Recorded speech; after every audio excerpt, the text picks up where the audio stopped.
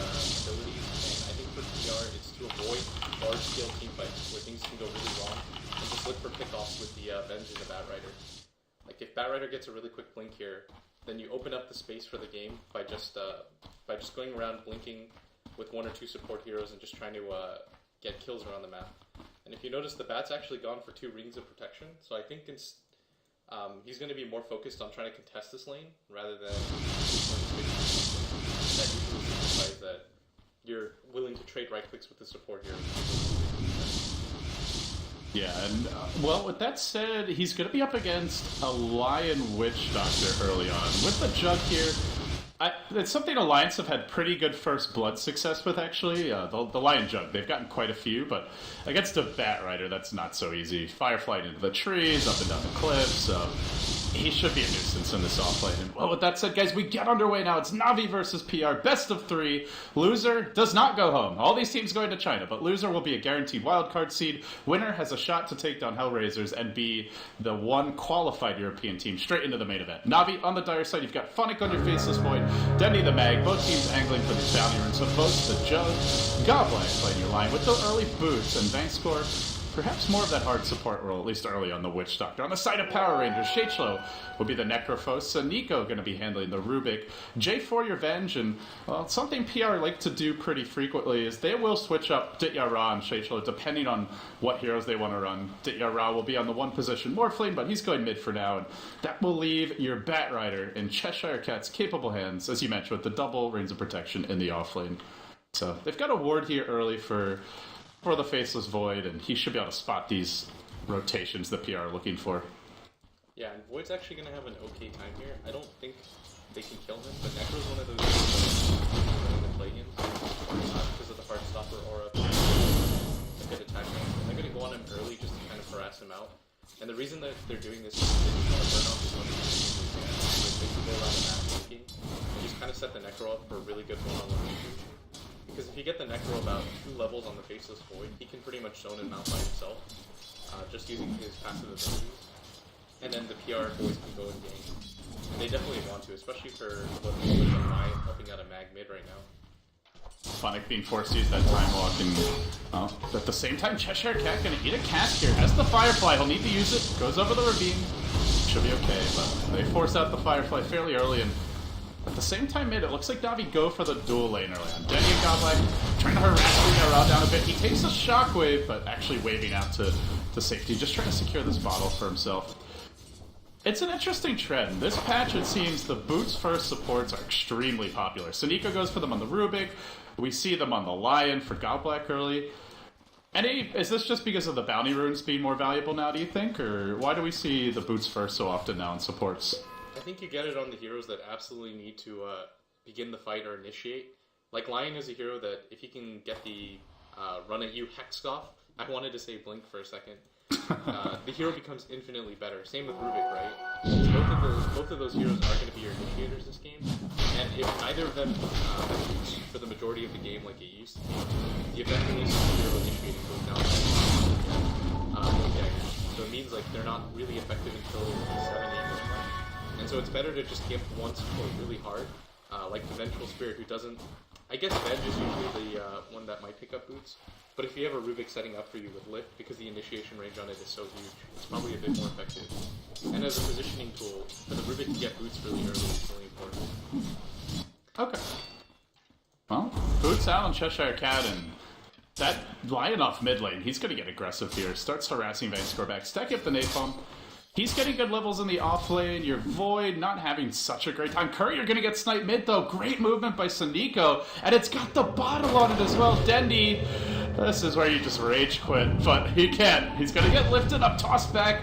He doesn't have Skewer. Yeah, he's got Empower early. Nico just going to head south. Godblack almost in range, but not quite. Can he run him down? He gets off the Hex. It didn't look like it was a raid, but just manages to get it off. Now the Impale follow-up. Nico still well worth it, even if he goes down. Shachel will arrive, throws out the heal, turns it around, and now it's Godblack who's forced back. Big plays from Nico's Rubik. I mentioned the big spell steals the other day later on in the game, but I haven't seen a bottle snipe in a while, to be honest. Teams are pretty good about protecting it, but they're getting caught out here and heavily punished. Yeah, the courier is so slow But I think Dendy thought, oh, we're dual lane. There's no way something like that would happen to us. But, surprise. Yeah, and he actually gets killed by neutral.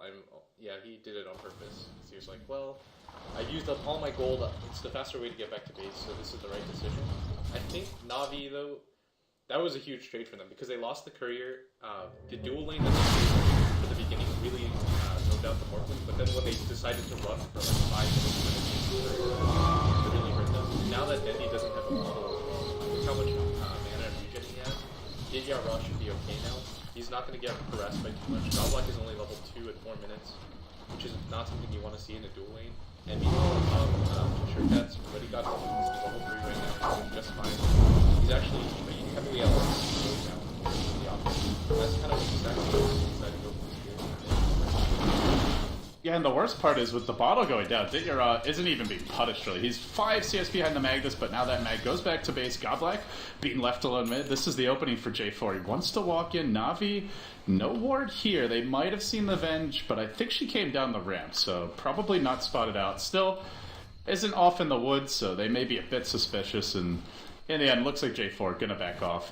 Saniko gonna start stacking for your Bat Rider, and Cheshire Cat still has a tango after all this time. He's really gotten a lot out of the offlane.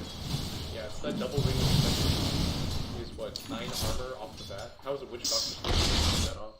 I see what you did there. What did I do there, LD? Off the bat. I didn't even mean to do that. Boom. Oh, you're too modest. Well played.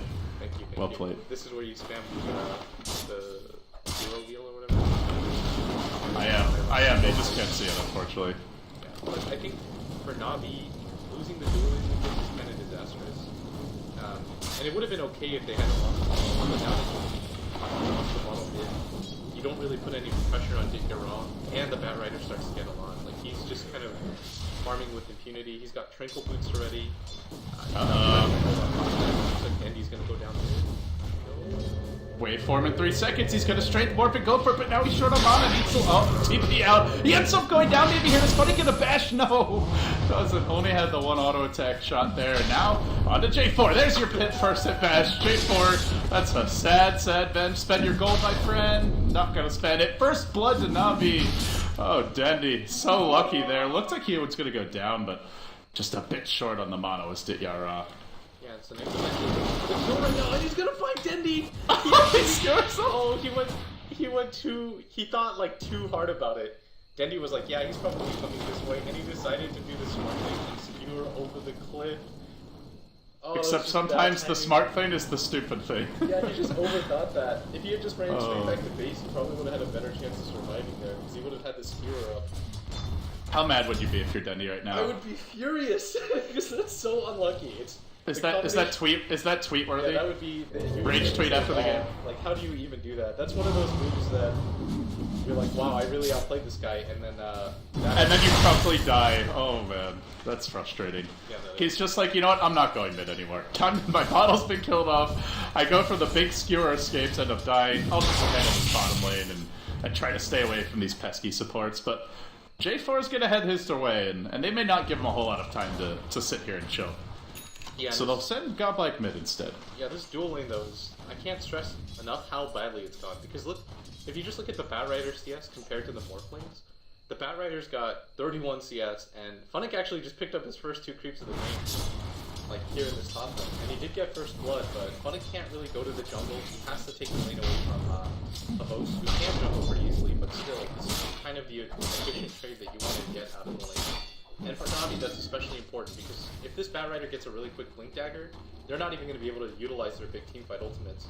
They're just going to get picked off of the map. They're looking for the lift on Dendy. They have the Necrophos ultimate, and with that, there's no going anywhere. An extra 30 seconds to think about his mistakes.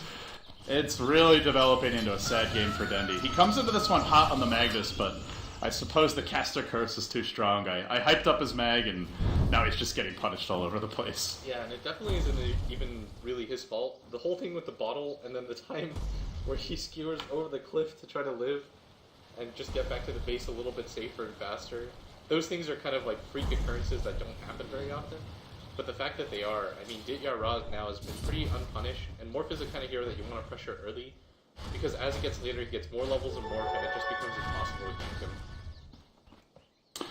They're gonna rotate that Batrider into the woods, and with that, how many stacks does he have? Looks like he might have already cleared some of them, but he's close to the blink, so they're getting the Bat Blink in a timely fashion.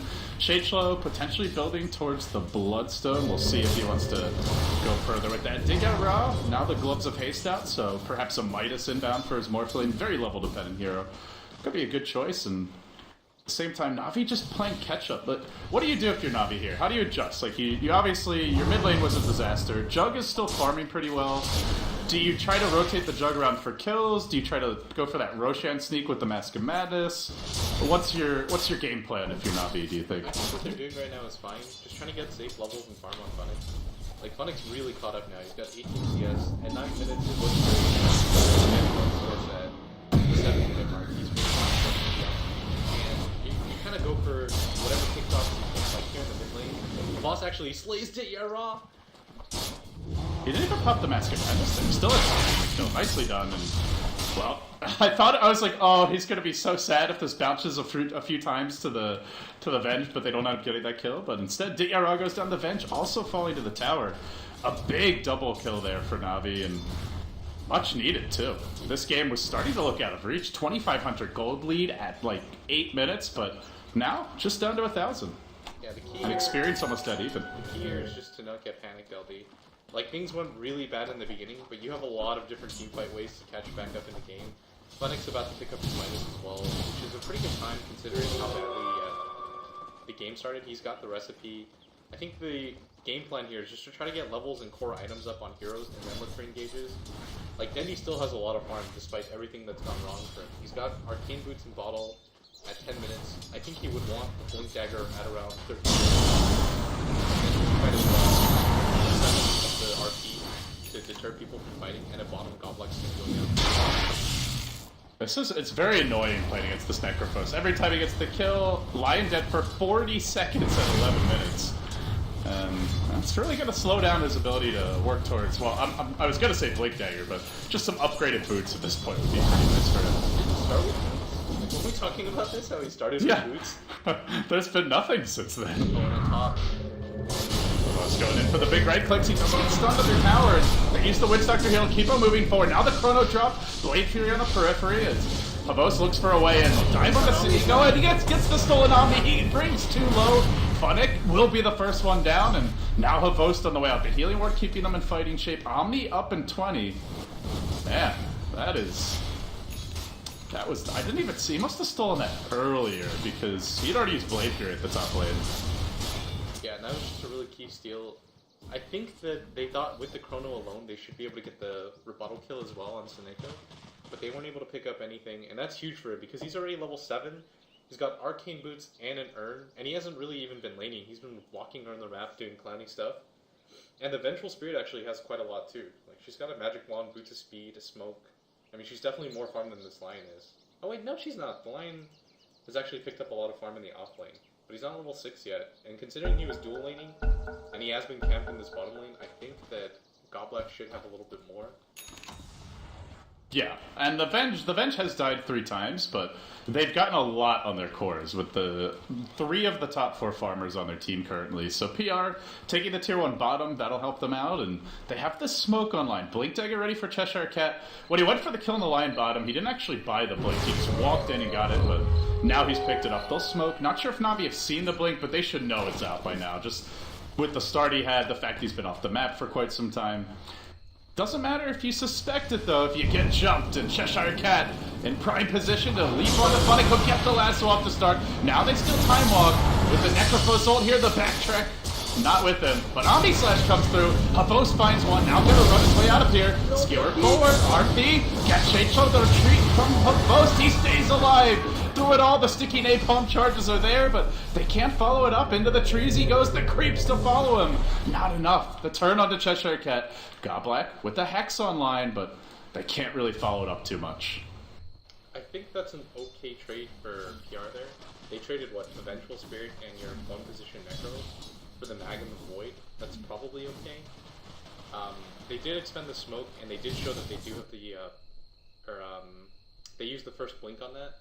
but I think that's still okay for Power Rangers because Necro is a hero that really needs that much farm. You kind of just need an Aghanim to delete people from Dota. It's so frustrating to play against him. And I think he's almost got his Bloodstone. He may have bought before he ended up dying. The Soul Burster now complete. This is a very fat Necrophos. Yeah, he's going to have like a 15-minute Bloodstone at this rate. I think it's only 200 go.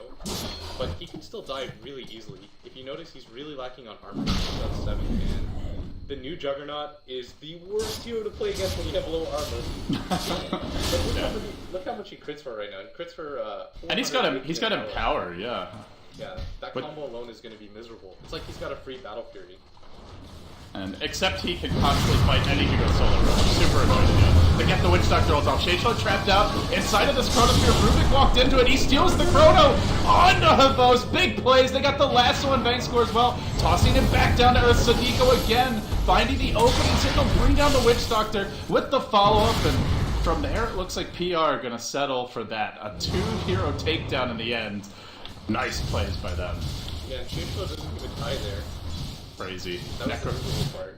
It looked like it would be an easy kill, but not the case. It's just so tanky. That whole 200 health. I mean, the level 1 Witch Doctor ult is... It doesn't really do that much.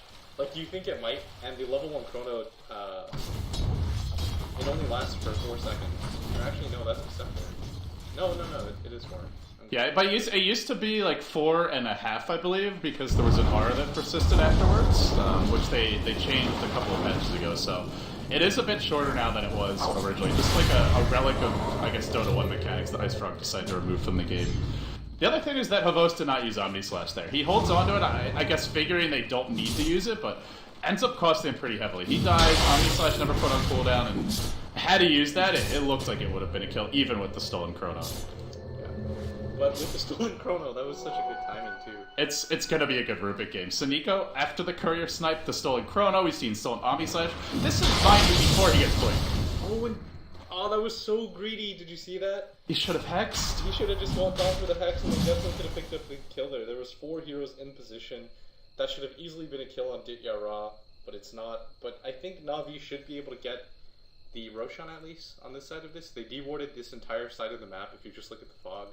Nobody's really in position. The Batrider's up at top, but he's got to go and get mana. So I don't think they can test this fast enough, but still, this game is getting a little bit rough for NaVi. The kill score looks pretty close, but that is 1 death towards the Rubik, if you remember, when he suicided to the neutral creeps. And the majority of these kills for PR have gone on heroes that are high priority. Like, they just killed the Juggernaut, they've killed Dendi a few times. Dendi's now 0-3-3. They've killed Phonic twice after he got the Midas. And so just being able to get these high priority targets later on in the game means a lot more than the early laning phase stage kills that you'll get. I will say I feel like this NaVi draft is a good comeback lineup though. You've got RP, Chrono, Empower with 2 melee carries, and good synergy with the Chrono from the Witch Doctor ult. So if you're going to be behind, this is probably one of the better drafts to be behind with. But you are certainly right. They're in quite a hole now. And Necrophos a hero that can keep you in that hole if he starts finding especially the Aghanim's ultimates. Now the Bloodstone complete, 15.5 minutes, even with the death, he's had a powerful start, and it looks like they'll back off from the Roche Pit. They have RP, Chrono is cooling down for 15, and this is going to give time for PR to make their move. They smoke, NaVi are waiting, and they get the jump. Yeah, NaVi's got the high ground advantage. I think PR is just going to they popped their smoke with their own though. They're going to look to counter initiate. But there's old ward here. They saw like this, I believe, as NaVi walked down the cliff. That was so cool though. Yeah. They pretended to back off and then they instantly popped the smoke. And so it's kind of like a... Oh no! They go for the Necrophos replicate! Game was hard. Oh no, they used 3 ults on it. There's no way they're fighting now. They're actually... Finger, Omni. The only thing they didn't use was the RP. Oh, they even chronoed and they Witch Doctor ulted. They just 4 used ults from the replicate. That's not even worth it if it was the real hero. Oh my god. Go easy rush. Easy rush. There's actually no way you fight this at this point. That's not just the Roche yet. I feel like you could go for at least a tier 2 push if you want in PR. Yeah. Oh my. That makes you realize that and that's the problem with NaVi's lineup, as I talked about at the beginning of the game. Look how long every cooldown is. We've got a whole minute and a half left on the Void ult. They've got a minute or 2 minutes almost on Goblex ult. The Omni Slash still has a minute to go. And now that all 4 of these abilities are down in conjunction with each other, NaVi doesn't take another fight for another minute and a half. Like, you just concede everything. You just go in your jungle hide and try not to get bad registered at this point. And what's going to make it scarier for them as well is giving up that Roshan means your Necrophos gets towards his next item. Plate Mail could come out now if he wants it, or even just some more raw HP. Diara has the Aegis and 2,400 more gold, so they're going to get very tanky here. And it's a kind of a one-hit wonder lineup, right? You look to kill heroes with your big lockdown combo, the Finger of Death, the Chronosphere RP, but if you can't burst them during that time, you just have nothing left in the tank. Yeah, NaVi are way, just like we said, we stressed enough, NaVi are just too dependent on their team fights. And PR has a lot better ability to go for these mini pickoffs. And with Shade Chill having the Reaper Scythe available at almost all times, like the cooldown on it for what it does for you isn't actually that long. It's only 85 seconds. And you're not even relying on it for damage. It's kind of like the finisher. PR just have a lot better ways to consistently deal damage. And if you really think about it, as long as the Neko has really good position, and he's got the Blitz deck now, NaVi have to take these fights almost perfectly at this point. Because you don't want to just concede a major spell to him. You don't want to give up the Chrono, the Witch Doctor ult.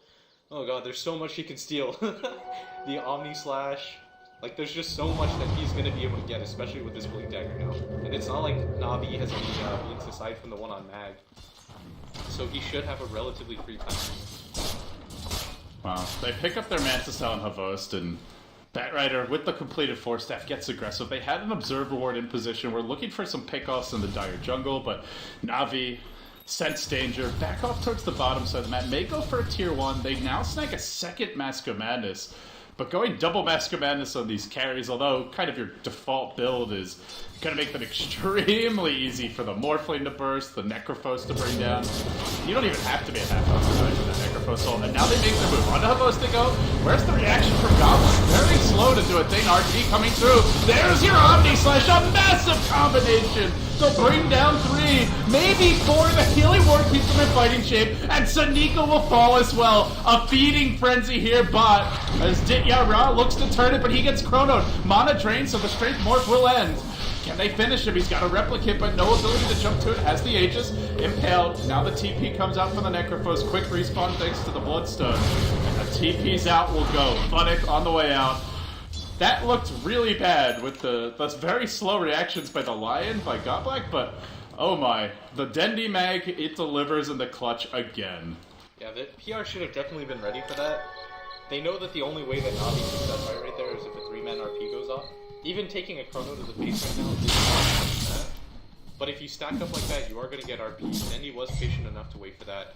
And their teamfight ability is still strong. I mean, they've got the Juggernaut who's got almost a Manta with the Mask of Madness, and the Empower on, and when they're grouped up like that, it's like they're pretty much taking equal damage. They're all going to take 800 damage from him individually in that fight. It's impossible to fight at that point. I think PR might have just overestimated how strong they were, especially with the Morphling with Aegis. But the problem with the Morph right now is, even though he does have the Aegis and the Lincolns, those are all defensive items. He doesn't actually put out that much damage in return. So I think maybe the Aegis going on Shade Slow would have been a little bit better here, but maybe they just thought they could keep him alive and swap at all costs. Yeah, that was kind of a, like you said, I think just a bit of overconfidence. Didn't have the whole team in position. They still go for the lasso initiation and then TP in. Had to have known that most of them were there as they were all off the map at that point. Havos coming out though. He will get Necrophos ulted, and your Blade Fury stolen now. Only a level 1. Not really the ideal spell for Saniko, but they get the clean takedown on Havos. Dead for 80. No buyback.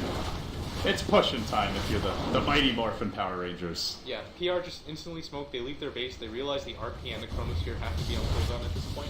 And that's the problem with Navi's lineup. That Power Rangers can kind of just play around the cooldowns itself. And it's really easy. Somebody just types in that, okay, you know, they do the RP was used at 19 minutes and 4 seconds. And then you can play around that timing. And it's really easy to fight around that. And they are going to go for this tier 2 as well. But now the most, they definitely can't take a 4-on-5 fight.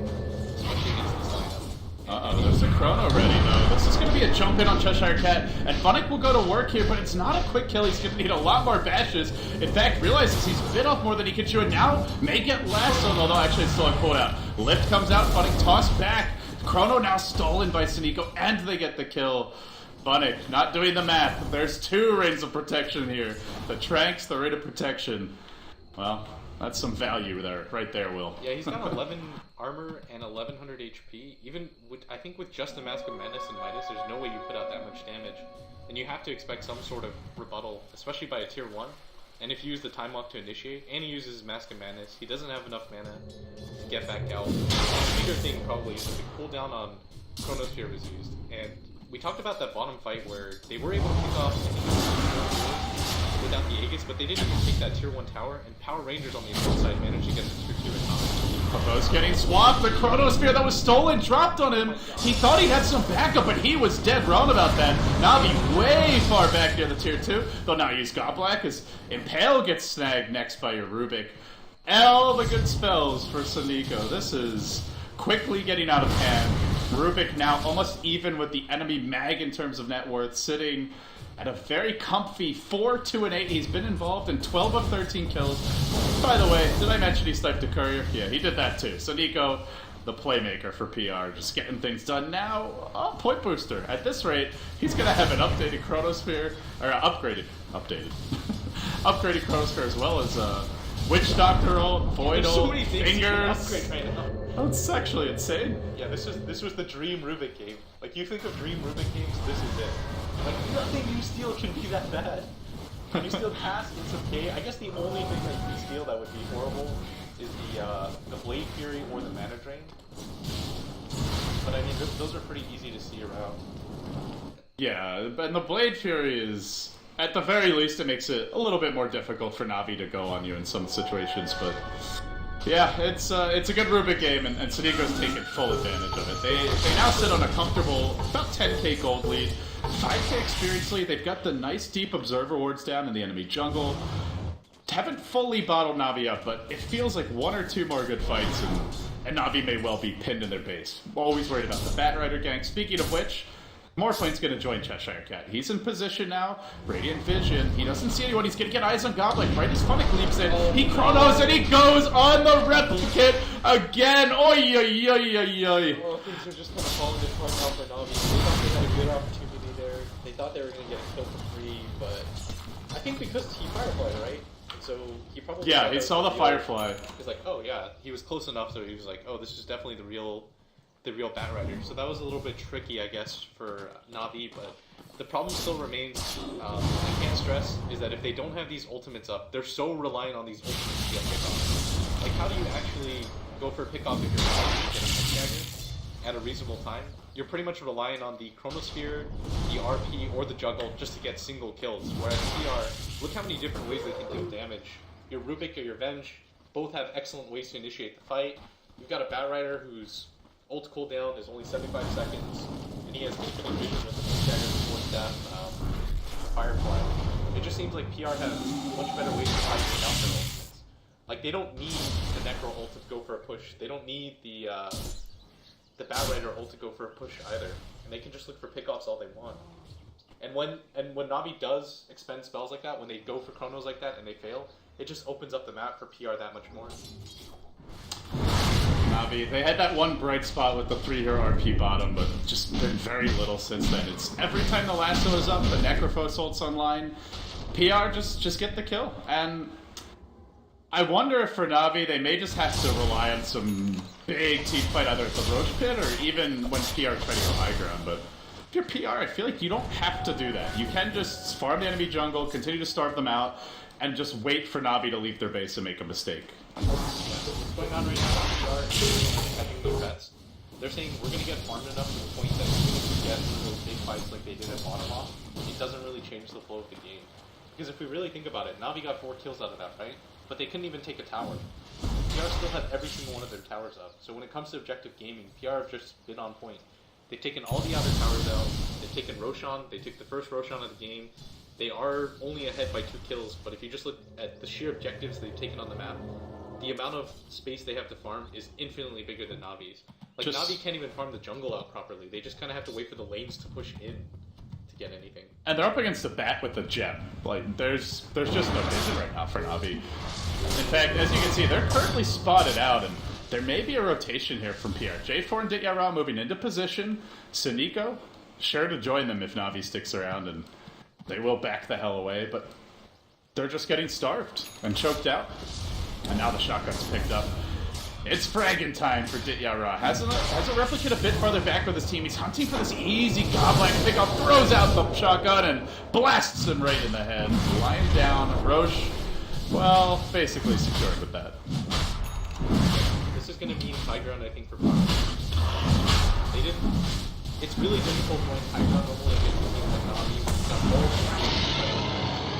Landing RP, landing a good Chronosphere is infinitely easier when people are grouped up and trying to take their base. Because they're all grouped up in a nice little order, but when you've got this Aegis Morphling, and you've got this Necrophos that has both a Bloodstone and an Aghanim Scepter, and they've got the swap on top of that. So, I mean, how are you actually going to kill him? As long as J4 has good positioning, he can Medallion the Necro, actually.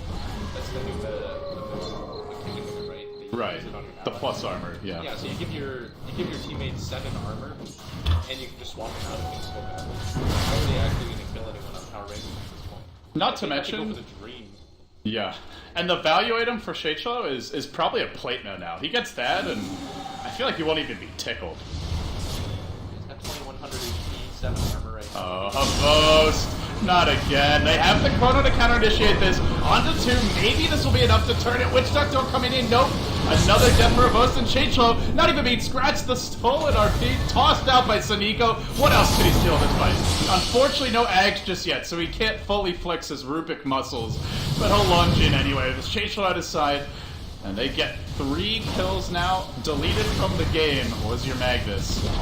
They have no mag, no ults, no hope. Navi getting run over by the Power Rangers. Some used to call them the Navi Slayers. Navi held the series edge 7-6 coming into this game, but, well, it's now 7-7, and it's just looking like PR on another level in game number 1. I think Navi doesn't have to be too worried about it. A lot of people are going to look at this game and say, well, Navi was strong. But I think this was more of a drafting. They drafted 4 big plays, but the problem is when you go to modern combos, they don't have it. They have a lot of different you pretty much have to land everything in good succession like you did every game. But even then, what that happened at the bottom fight, they weren't able to get any mobility on the map. They just got so far behind. Like I think this is definitely an outdraft. There were some unfortunate errors in play with that illusion. Mistakes were made. Yeah, that was several that was times. Probably the biggest thing is when they use 4 ultimates, everything but RP on that illusion, and then they gave